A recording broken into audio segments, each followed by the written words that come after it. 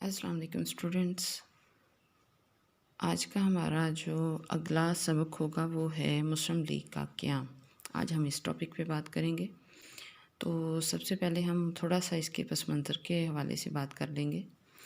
کہ اس کا قیام کب اور کیوں یہ ضرورت محسوس ہوئی اس تاریخ ساز جماعت کے وجود کی۔ تو مسلم لیگ آل انڈیا مسلم لیگ کا قیام جو ہے وہ 1906 کا جو سال ہے وہ برصغیر کے مسلمانوں کی تاریخ کا ایک اہم ترین سال جو ہے وہ شمار ہوتا ہے تحریک پاکستان کے حوالے سے، کیونکہ اس سال سے مسلمانوں کی جو جد و جہد ہے اس کے ایک عظیم دور کی ابتدا ہوئی۔ پہلے شملہ وفد ترتیب دیا گیا اسی سال میں، اور سال کے ختم ہونے سے پہلے مسلمانوں کی وہ مسلم لیگ کی نامی جو سیاسی پارٹی ہے، سیاسی جماعت ہوئے، وہ وجود میں آئی۔ یعنی مسلم لیگ نامی جو سیاسی پارٹی ہے جس نے تحریک پاکستان کے حوالے سے ایک اہم کردار ادا کیا، یہ وجود میں آئی، جس نے برصغیر کی تاریخ میں تاریخ ساز کردار ادا کیا۔ تو آج ہم اس کے حوالے سے بات کریں گے کہ کیوں اس جماعت کے وجود کرنے کی ضرورت محسوس ہوئی، اس کے پس منظر میں کیا اسباب و واقعات تھے، کیا حالات تھے۔ اس سے پہلے ہم تھوڑی بات کر لیں گے کہ اس کے بانی کے حوالے سے، یا یہ اجلاس جو ہے کہاں ہوا جس میں اس کے اوپر غور و فکر کیا گیا کہ مسلمانوں کے لیے ایک سیاسی جماعت کا وجود میں آنا بہت ضروری ہے۔ تو یہ سیاسی اکابرین جو ہیں وہ کس کی دعوت پر ایک خصوصی اجلاس میں مدعو ہوئے۔ تو آل انڈیا مسلم لیگ کا قیام 1906 میں ڈھاکہ کے مقام پہ عمل میں آیا۔ محمدن ایجوکیشنل کانفرنس کے جو سالانہ اجلاس کے ختم ہونے کے بعد برصغیر کے مختلف صوبوں سے آئے ہوئے جتنے بھی مسلمان قائدین تھے، انہوں نے ڈھاکہ کے نواب سلیم اللہ کی دعوت پر ایک خصوصی اجلاس میں شرکت کی، اور اس اجلاس میں فیصلہ کیا گیا کہ مسلمانوں کے جو سیاسی حالات ہیں، معاشرتی حالات ہیں، ان کو دیکھتے ہوئے سیاسی رہنمائی کے لیے ایک سیاسی جماعت تشکیل دی جائے۔ اور یہاں پہ میں یہ بھی بات کہتی چلوں گی کہ یہ وہ دور تھا جس میں ابھی مسلمانوں کو سیاسی میدان میں اترنے کی ضرورت نہیں تھی۔ یعنی یہاں پہ ہمیشہ سید احمد خان کا جو مشورہ تھا، ان کا جو قول تھا 1857 کے بعد کے حالات کا، کہ مسلمانوں کو سیاست سے دور رہنے کا انہوں نے جو مشورہ دیا تھا، وہ بات بھی مسلمانوں کے ذہن میں تھی، ایک عام مسلمان کے ذہن میں بھی اور مسلمان سیاسی رہنماؤں کے ذہن میں بھی۔ لیکن حالات کچھ ایسے پیدا ہو گئے تھے کہ اس بات کو بھی سامنے رکھتے ہوئے کہ مسلمانوں کو سیاسی میدان سے دور رہنا چاہیے، لیکن حالات کچھ ایسے تھے کہ 20ویں صدی کے آغاز میں ان حالات کی وجہ سے مسلمانوں کو اپنے لیے ایک سیاسی پلیٹ فارم بنانے کی ضرورت محسوس ہوئی۔ لہٰذا نواب وقار الملک ہو گئے، مولانا محمد علی جوہر، مولانا ظفر علی خان، حکیم اجمل، نواب سلیم اللہ اور دیگر مسلمان جو اکابرین تھے، رہنما لوگ جو تھے، وہ اس میں شامل تھے۔ مسلم لیگ کا جو پہلا صدر ہے، اگر میں سیکنڈ ایئر کے ٹیکسٹ بک کے حوالے سے بات کروں گی تو ٹیکسٹ بک میں جب اسٹوڈنٹس آپ اپنی بک کھولیں گے تو مسلم لیگ کا پہلا صدر، اس کا جو تعارفی پیراگراف ہوگا، اس میں پہلا صدر جو ہے ان کو چنا گیا۔ مسلم لیگ کا پہلا صدر سر آغا خان کو چنا گیا۔ اس لائن کو آپ انڈر لائن کریں گے، یہ آپ کا MCQs یا آپ کا ریڈنگ کا سوال بن سکتا ہے۔ مرکزی دفتر جو ہے اس کا علی گڑھ میں قائم ہوا، ٹھیک ہے، یہ بھی انڈر لائن کرنے والی چیز ہے، اس کو آپ انڈر لائن کریں گے۔ اور تمام صوبوں میں اس کی شاخیں بنائی گئی، یعنی اس کے دفاتر، اس کی برانچز جو ہیں دیگر صوبوں میں بنائی گئی، تاکہ وہاں پہ رہنے والے جو مسلمان لوگ ہیں قریب سے رہنمائی لے سکیں، یا وہاں پہ جو شاخیں قائم کی گئی، دفاتر قائم کیے گئے، وہاں پہ مسلمانوں کی مسائل کو قریب سے جانا جا سکے۔ لندن برانچ جو ہے اس کا صدر یہاں پہ سید امیر علی کو بنایا گیا، اس کو بھی آپ انڈر لائن کریں گے، ٹھیک ہے۔ یہ ہو گئی تھی چند وہ چیدہ چیزیں جس کو انڈر لائن کرنے کی ضرورت تھی۔ اب ہم آ جاتے ہیں اسباب اور حالات یا واقعات یا وجوہات کی طرف، جنہوں نے مسلم لیگ جیسی ایک سیاسی تاریخ ساز جماعت کو قائم کرنے پہ مسلمانان برصغیر کو مجبور کیا۔ اچھا، اس میں اگر ہم ٹیکسٹ بک کی بات کریں تو اس میں بھی 5 سے 6 آپ کو کچھ پوائنٹس ملیں گے، لیکن میں کچھ آپ کو ایکسٹرا بھی لکھوا دیتی ہوں، اس کو آپ نوٹ کر سکتے ہیں، چاہے سیکنڈ ایئر کے اسٹوڈنٹس ہوں، چاہے BS کے ہوں، یہ ان کے لیے بھی رہنمائی کے حوالے سے ٹاپک ہے، ان کو فائدہ ملے گا اس ٹاپک سے، کیونکہ بی ایس میں بھی ان کے کنٹینٹ میں بھی یہ چیزیں شامل ہیں، لہذا بی ایس کے اسٹوڈنٹس جو ہیں وہ بھی اس سبق سے فائدہ لے سکتے ہیں۔ تو ہمارا پہلا جو پوائنٹ ہوگا اس میں جو سر فہرست ہے، جو ریزن بنتا ہے، وہ ہے اردو ہندی تنازع۔ 1857 کی جو جنگ آزادی کے بعد پیدا ہونے والے حالات تھے، اس میں جب مسلمانان برصغیر نے انگریزوں کی ظلم و تشدد کا سامنا کیا، تو اسی کے ساتھ ہندوؤں نے بھی موقع کا فائدہ اٹھاتے ہوئے مسلمانوں کے خلاف مختلف طریقوں سے اپنی نفرت اور زہر کو اگلنا شروع کیا۔ اسی دور میں ہندوؤں نے اردو ہندی تنازع جو ہے یہ حالات پیدا ہوئے، اور ہندوؤں نے مسلمانوں کی جو اردو زبان تھی اس کے خلاف تحریک کا آغاز شروع کیا۔ 1867 میں بنارس کے جو ہندو تھے انہوں نے اردو زبان کے خلاف ایک بھرپور تحریک چلائی، اور اس تحریک کے چلانے کا مقصد کیا تھا؟ ان کا موقف تھا کہ اردو کی جگہ پہ ہندی زبان کو عدالتی زبان بنایا جائے، اور ہندوؤں کا یہ جو تعصب تھا، یعنی ان کی جو نفرت تھی مسلمانوں کے خلاف، اس سے سر سید احمد خان کو اس دور میں بڑا دھچکا لگا۔ یعنی ہم مسلم لیگ کے قیام کا آغاز سر سید احمد خان جب زندہ تھے تب جو حالات پیدا ہونا شروع ہو گئے تھے وہاں سے شروع کرتے ہیں۔ ہندوؤں کے اس تعصب سے سر سید احمد خان کو بڑا صدمہ پہنچا، اور جب تک وہ زندہ رہے وہ اردو زبان کی حفاظت کے لیے کوشاں رہے، تاہم حکومت کی سوچ ابھی تک پوری طرح واضح نہیں ہوئی تھی۔ انہی حالات میں اپریل 1900 کا واقعہ ہے۔ اپریل 1900 میں یو پی کی جو حکومت تھی، صوبہ یو پی جو ہے، اس کی حکومت نے اچانک ہندی زبان کو عدالتوں میں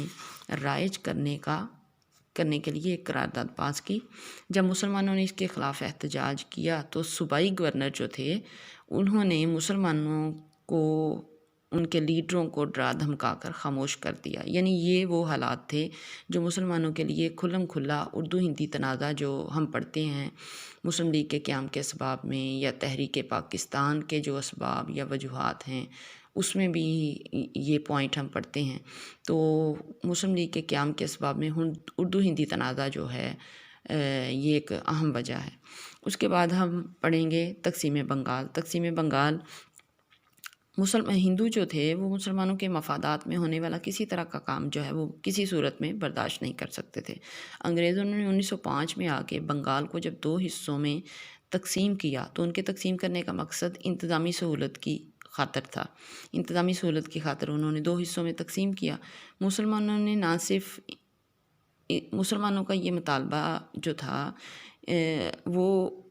کیا تھا، اور نہ ان کو مسلم اکثریتی صوبے کے فوائد کا علم تھا۔ نئے صوبے کے قیام سے ہندو ناراض ہو گئے، یعنی وہ مسلمانوں کے حق میں ہونے والا کسی طرح کا بھی فائدے کا کام برداشت نہیں کر سکتے تھے،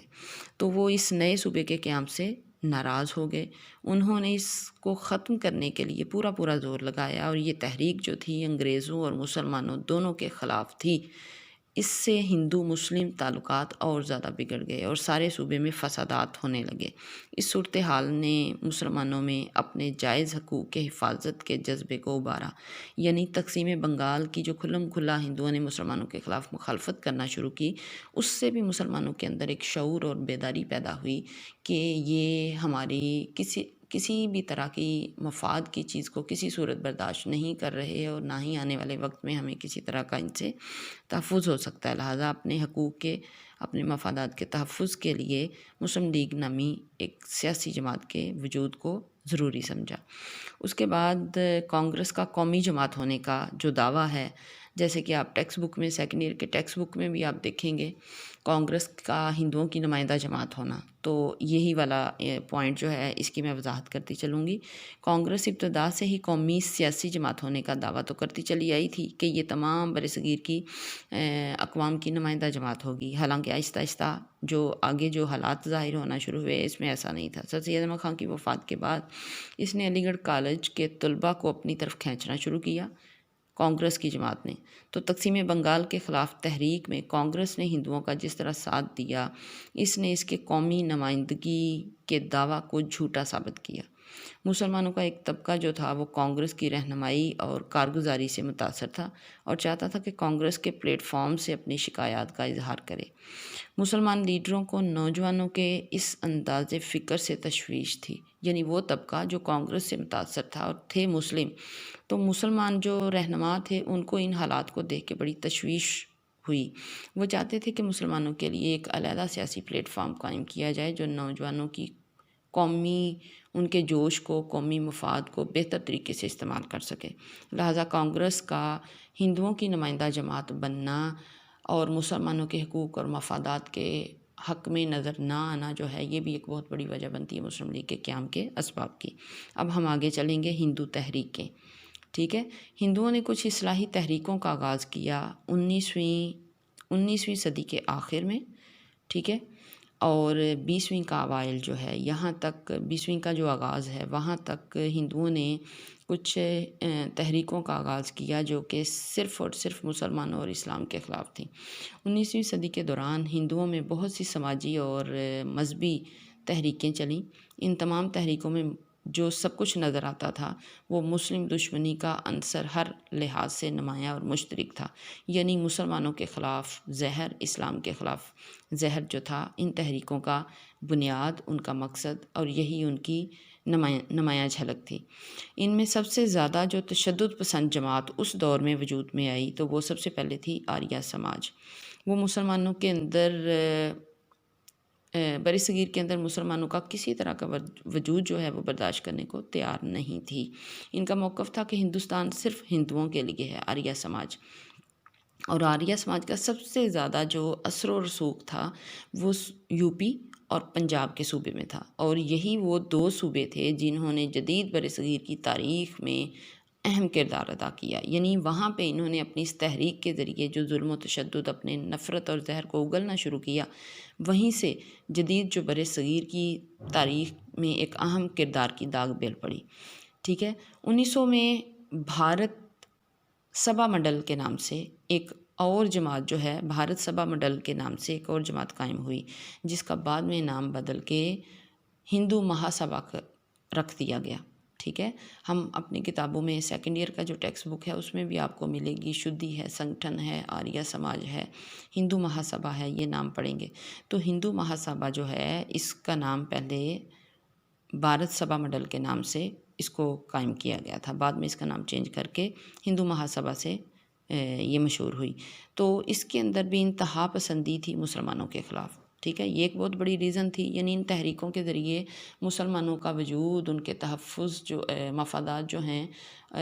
کسی طرح کے تحفظ میں نہیں تھے، لہٰذا مسلمانوں کی جداگانہ تشخص، ان کے مذہبی، ان کے ثقافتی، ان کی معاشرتی جو حقوق تھے، ان کے تحفظ کے لیے مسلم لیگ جیسی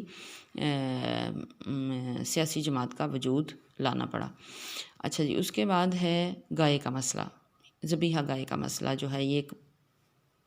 بہت بڑی وجہ بنتی ہے مسلم لیگ کے قیام کے اسباب میں۔ تو جیسا کہ آپ جانتے ہیں کہ ہندو جو ہیں وہ گائے کو ایک مقدس جانور سمجھتے ہیں اور اس کو گیو ماتا، یعنی گیو ماتا کہتے ہیں گائے ماں، گیو ہندی کو کہتے ہیں اور ماتا ماں کو، گیو ماتا یعنی ماں کے نام سے یاد کرتے ہیں۔ جبکہ عام مسلمان جو ہیں اس کا گوشت کھاتے تھے، گوشت کھاتے ہیں، اب بھی ہم کھاتے ہیں۔ تو تب مسلمان جو تھے وہ گوشت کھاتے تھے۔ اب ایک ہی جگہ پہ، ایک ہی سرزمین پہ رہتے ہوئے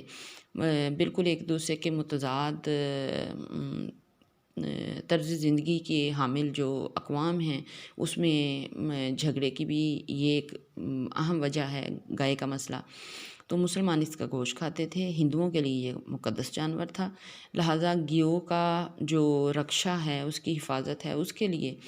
1880 میں آ کے ہندوؤں نے گیو رکشا سبھائیں بنانی شروع کیں۔ گیو رکشا سبھائیں یعنی جماعتیں یا تحریکیں بنانا شروع کیں تاکہ گائے کا جو ذبیحہ ہے، گائے کو جو ذبح کرنا ہے، عام طور پہ سیکنڈ ایئر میں جو پوائنٹ میں لکھا آپ کو لفظ ملے گا ذبیحہ گائے، تو اس میں اکثر اسٹوڈنٹ پوچھتے ہیں ذبیحہ گائے کیا ہے؟ ذبیحہ گائے کا جو ذبح کرنا ہے، تو یہاں پہ گائے کا ذبح کرنا جو ہے اس پہ ہندوؤں نے کوششیں کرنا شروع کر دیں کہ اس کا قانونی طور پہ حکومت سے اس کا ذبح کرنا ممنوع قرار دیا جائے، یعنی اس کے اوپر بین لگوا دیا جائے، اس کا ذبح ہونا جو ہے وہ بالکل ممنوع قرار دیا جائے۔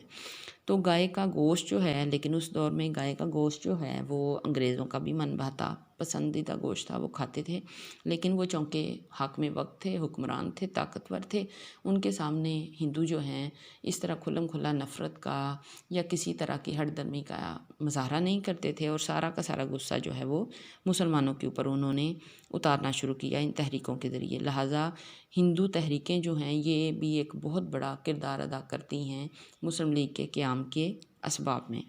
تو اس کے بعد ہم نیکسٹ پوائنٹ پہ چلیں گے، جدید ہندو ادب۔ جدید ہندو ادب جو ہے اس کی ابتدا انگریزوں کی ہی مہربانیوں کا ایک نتیجہ ہے، چونکہ تب حاکم وقت کے طور پہ ہندو تھے، ان کی موجودگی میں ہی یہ کام شروع ہوئے، تو اس حوالے سے ہم کہہ سکتے ہیں کہ ان کی مہربانیوں کا یہ نتیجہ ہے۔ جدید ہندو ادب جو ہے اس نے بھی ایک بہت بڑا کردار ادا کیا کہ مسلمانوں کے اندر شعور پیدا ہوا، بیداری پیدا ہوئی اپنے ہر طرح کے تحفظ کے لیے، ہر پہلو کے حوالے سے تحفظ کرنے کے لیے۔ تو بنگالی زبان سے ہندوؤں نے کیا کرنا شروع کیا، بنگالی زبان سے عربی اور فارسی کے الفاظ چن چن کر نکال دیے گئے، اور اس طرح بنگالی زبان جو تھی وہ صرف اور صرف ہندو زبان بن کر رہ گئی، اور گزشتہ صدی کے آخر میں آ کے، یعنی 19ویں صدی کے آخر میں آ کے ہندوؤں نے نظم اور نثر میں کچھ ایسا لٹریچر پیدا کیا کہ وہ لٹریچر صرف اور صرف خصوصی طور پہ مسلمانوں اور اسلام کے خلاف تیار کیا گیا، اور اسی دور میں آ کے ایک ناول تحریر کیا گیا۔ بنکم چندر چیٹرجی نے آنند ماتھ کے نام سے ایک ناول تحریر کیا، بنکم چندر چیٹرجی نے آنند ماتھ نامی ناول تحریر کیا، جس ناول کے اندر مسلمانوں کی حکومت کے خلاف ہندوؤں کی ایک بغاوت کا حال تھا۔ تقسیم بنگال کے خلاف ہندو تحریک کے دوران مسلمان دشمن لٹریچر بڑی تعداد میں چھپا، اور یہ اتنی بڑی تعداد میں چھپا، یعنی وہ جو بنکم چندر چیٹرجی نے آنند ماتھ نامی ناول تحریر کیا جس میں مسلمانوں کے خلاف ایک بہت بڑی بغاوت جو ہے وہ واضح کی گئی۔ تقسیم بنگال کے خلاف ہندو تحریک کے دوران مسلمان دشمن لٹریچر جو تھا وہ بڑی تعداد میں چھپا۔ تو یہ جو مسلم دشمن لٹریچر چھپا، اسی دوران بندے ماترم بدنام زمانہ گیت جو ہے، بندے ماترم جو ہے وہ بھی لکھا گیا، یہ رواج پایا گیا، اسی دور کی یہ رواج پایا گیا۔ تو اس ادب میں مسلمانوں کو یہ جو اردو جدید ہندی ادب تھا، اس ادب میں مسلمانوں کو چور، ڈاکو، لٹیرے، غدار، یعنی ہر لحاظ سے غلط الفاظ کے ساتھ یاد کیا گیا اس جدید ہندی ادب میں۔ تو لہٰذا ہم کہہ سکتے ہیں کہ جدید ہندی ادب جو ہے یہ بھی ایک بہت بڑی وجہ بنتی ہے مسلمانان برصغیر کے لیے ایک سیاسی جماعت کے قائم کرنے کی۔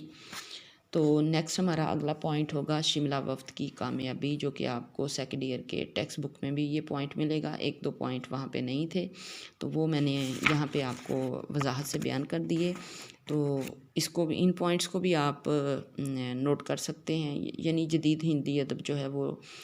سیکنڈ ایئر کے ٹیکسٹ بک میں آپ کو نہیں ملے گا، سیاسی جماعت کی تشکیل کی ناکامی جو ہے وہ نہیں ہوگا۔ تو اس طرح کے پوائنٹ جو ہیں یہ آپ ایکسٹرا پوائنٹ کے طور پہ نوٹ کر سکتے ہیں اور ان کو وضاحت سے بیان کر سکتے ہیں۔ شملہ وفد کی کامیابی جو تھی، شملہ وفد جو ہے یہ بھی ایک اہم کردار ادا کرتا ہے مسلم لیگ کے وجود کے حوالے سے۔ شملہ وفد کی کامیابی نے مسلمانوں کو ایک بہت بڑا حوصلہ دیا، ان کو اپنے مفادات کے تحفظ کے لیے منظم کوشش کرنے کی اہمیت اور افادیت کا پہلی مرتبہ احساس مسلمانوں کو دلایا شملہ وفد کی کامیابی نے۔ وہ سمجھ گئے تھے کہ انہوں نے اپنی علیحدہ سیاسی جماعت نہ بنائی تو ان کو جداگانہ انتخاب کا حق نہیں ملے گا، لہذا یہ وہ چند چیدہ حالات و واقعات، اسباب تھے، ریزنز تھیں، وجوہات تھیں، جن کو دیکھتے ہوئے مسلمانان برصغیر نے آل انڈیا مسلم لیگ کا قیام ضروری سمجھا، اور اسی سیاسی جماعت کے پلیٹ فارم سے مسلمانان برصغیر کے اندر ایک سیاسی شعور اور بیداری پیدا ہوئی، جو کہ تحریک پاکستان کی صورت میں اس سفر پہ مسلمان آگے کے لیے گامزن ہوئے۔ نیکسٹ ٹاپک میں پھر سے بات کریں گے۔ اللہ حافظ۔